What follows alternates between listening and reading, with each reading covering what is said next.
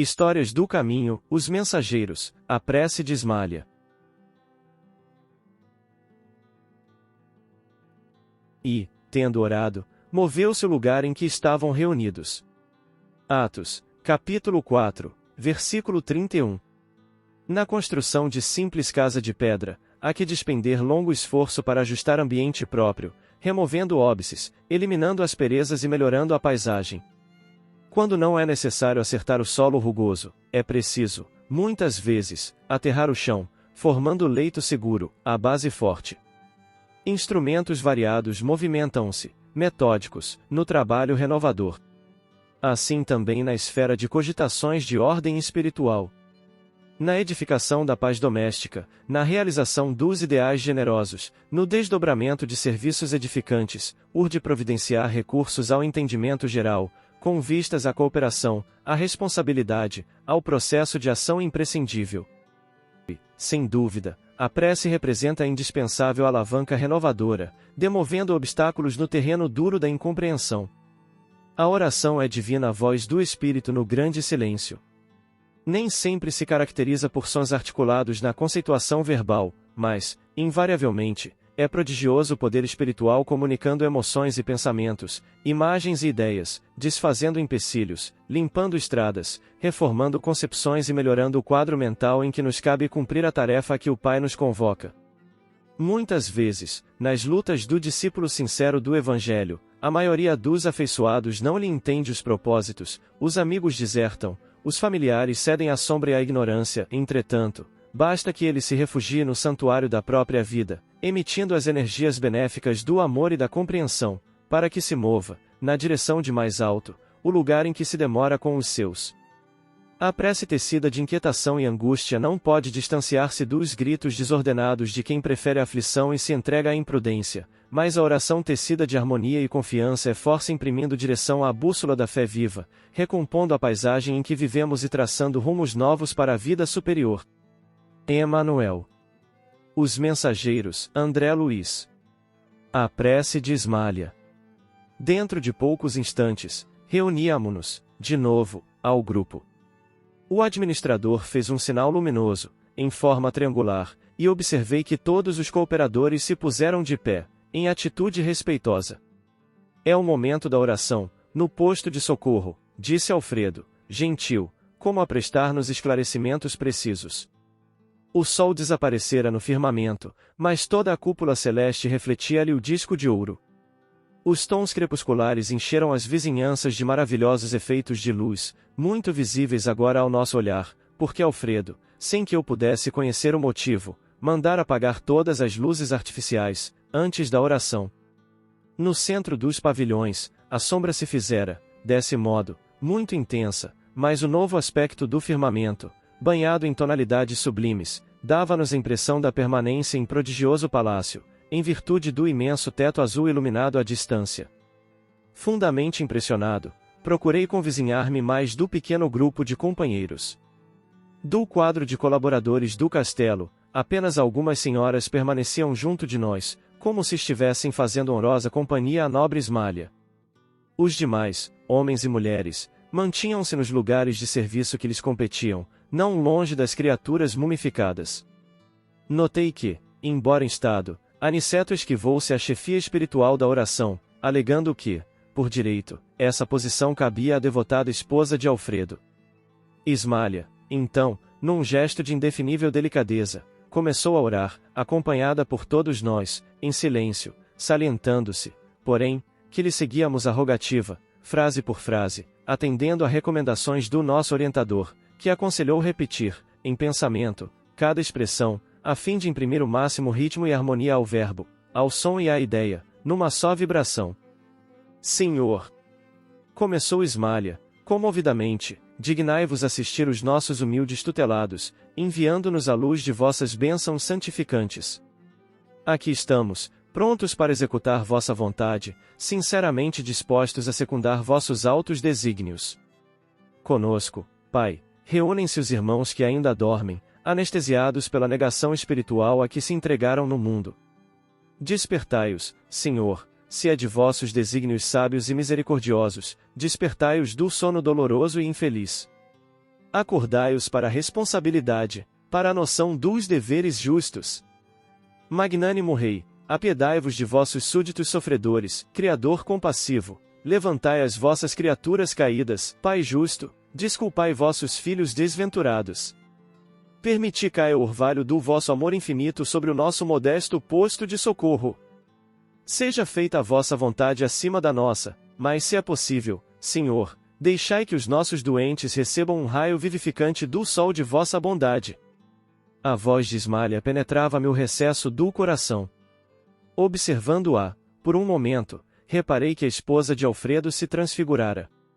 Luzes diamantinas irradiavam de todo o seu corpo, em particular do tórax, cujo âmago parecia conter misteriosa lâmpada acesa.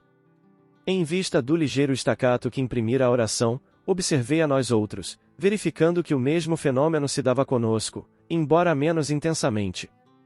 Cada qual parecia, ali, apresentar uma expressão luminosa, gradativa.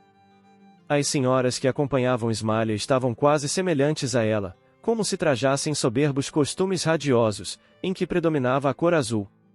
Depois delas, em brilho, vinha a luz de aniceto, de um lilás surpreendente. Em seguida, tínhamos Alfredo, cuja luz era de um verde suave e sugestivo, sem grande esplendor.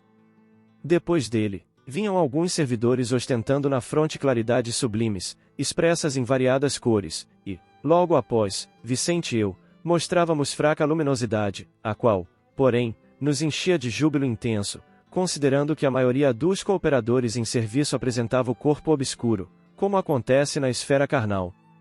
Com voz pausada e comovedora, Ismália prosseguiu.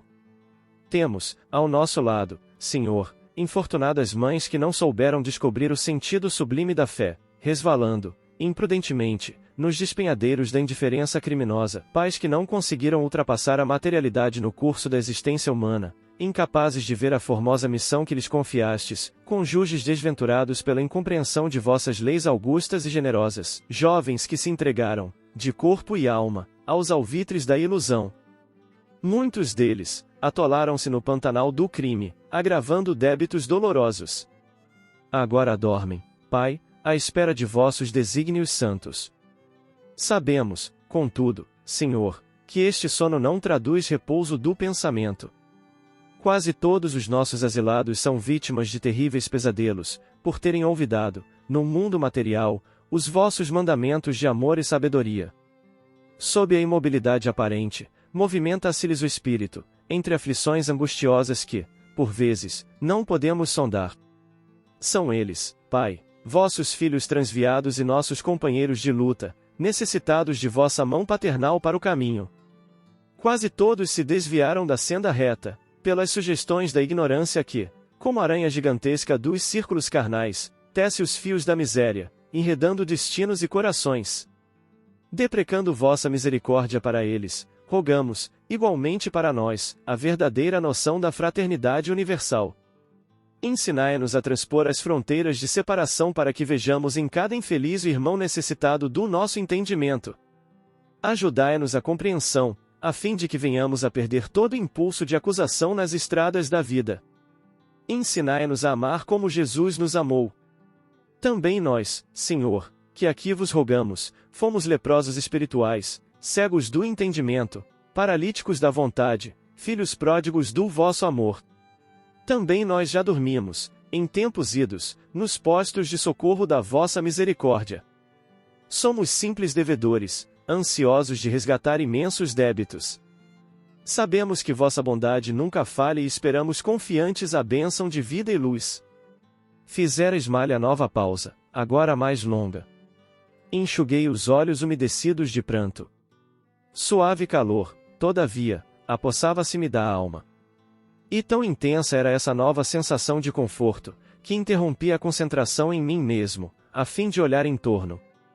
Fixando instintivamente o alto, enxerguei, maravilhado, grande quantidade de flocos esbranquiçados, de tamanhos variadíssimos, a caírem copiosamente sobre nós que orávamos, exceto sobre os que dormiam. Tive a impressão de que eram derramados do céu sobre nossa fronte, caindo com a mesma abundância sobre todos, desde Ismália ao último dos servidores. Não cabia em mim de admiração, quando o novo fenômeno me surpreendeu. Os flocos leves desapareciam ao tocar-nos, começando, porém, a sair de nossa fronte do peito grandes bolhas luminosas, com a coloração da claridade de que estávamos revestidos, elevando-se no ar e atingindo as múmias numerosas. Ainda aí, reparava o problema da gradação espiritual. As luzes emitidas por Ismalha eram mais brilhantes, intensas e rápidas, alcançando muitos enfermos de uma só vez. Em seguida, vinham as fornecidas pelas senhoras do seu círculo pessoal. Depois, tínhamos as de Aniceto, de Alfredo e dos demais. Os servos de corpo obscuro emitiam vibrações fracas, mas visivelmente luminosas. Cada qual, naquele instante de contato com o plano superior, revelava o valor próprio na cooperação que podia prestar. Observando-me o assombro, Aniceto falou-me aos ouvidos. Na prece encontramos a produção avançada de elementos força. Eles chegam da providência em quantidade igual para todos os que se deem ao trabalho divino da intercessão, mas cada espírito tem uma capacidade diferente para receber. Essa capacidade é a conquista individual para o mais alto. E como Deus socorre o homem pelo homem e atende a alma pela alma, cada um de nós somente poderá auxiliar os semelhantes e colaborar com o Senhor, com as qualidades de elevação já conquistadas na vida. André Luiz. A prece. A prece onde for, seja onde for, ditada por teus lábios ou pelos meus, é uma prova irretorquível da existência de Deus. E se surgem embaraços na vereda que transpus, a prece me leva sempre à direção de Jesus. Maria Dolores. Comentários finais. Também vós, orai como Cristo, levando a sua cruz ao Gólgota, ao Calvário. Carregai a vossa cruz e sentireis as doces emoções que lhe perpassavam na alma, se bem que vergado ao peso de um madeiro infamante, ele ia morrer, mas para viver a vida celestial na morada de seu Pai. És a luz do mundo. Vem Jesus, viva Jesus! Nascer, morrer, renascer ainda e progredir sempre, tal é a lei. Base bibliográfica. Vinha de Luz, pelo Espírito Emanuel, Médium Francisco Cândido Xavier, capítulo 98, a prece recompõe. Os Mensageiros, pelo Espírito André Luiz, Médium Francisco Cândido Xavier, capítulo 24, a prece de Ismalha. Chico Xavier, Coração Missionário, pelo Espírito Maria Dolores, Médium Francisco Cândido Xavier, autores diversos, capítulo 10, a prece.